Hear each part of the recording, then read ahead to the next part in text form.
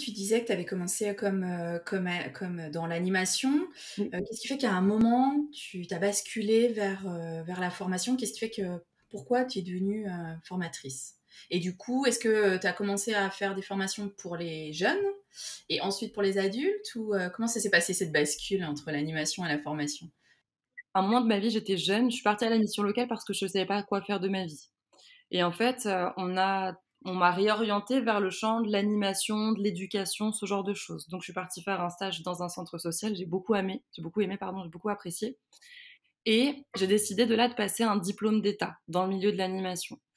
Suite à ça, j'ai continué à travailler et notamment je travaillais dans un centre de loisirs. Et en fait, au bout d'un moment, je tournais en rond dans ce centre de loisirs et je m'épanouissais pas forcément. Et donc j'ai décidé de reprendre l'école. Et donc je suis partie en DUT dans le milieu de l'animation. Et en fait, j'étais avec des étudiants qui n'avaient pas forcément mis un pied sur le terrain, tu vois, qui avaient jamais forcément travaillé avec des enfants. Et ils me posaient pas mal de questions. J'avais des camarades de classe qui me posaient pas mal de questions. Et c'est là, en fait, où j'ai ressenti ce plaisir, tu vois, de partager des anecdotes de terrain, de partager un petit peu des astuces, des techniques. C'est vraiment à ce moment-là. Et suite à ça, donc j'ai fini mon DUT, je suis partie à nouveau travailler sur le terrain, je me suis à nouveau enfuie très rapidement de là où j'étais et je me suis dit: «Bah, pourquoi est-ce que j'irais pas former des gens?» Et en fait, dans mon secteur, il y a un truc qui est génial, c'est qu'on peut former assez facilement, notamment à travers le BAFA et le BAFD. Tu peux devenir formateur BAFA, assez facilement. Il y a pas énormément de contraintes, tu vois? Et on te demande pas non plus une expérience, de dingue.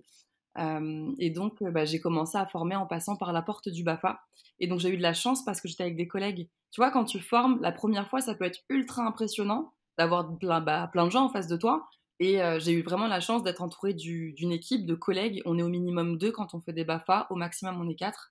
Et en fait, quand tu apprends à côté de gens qui sont expérimentés, qui ont l'habitude, c'est ultra facilitant. Donc voilà comment j'ai mis un pied pour te répondre dans le milieu de la formation et directement, ça a commencé avec des adultes.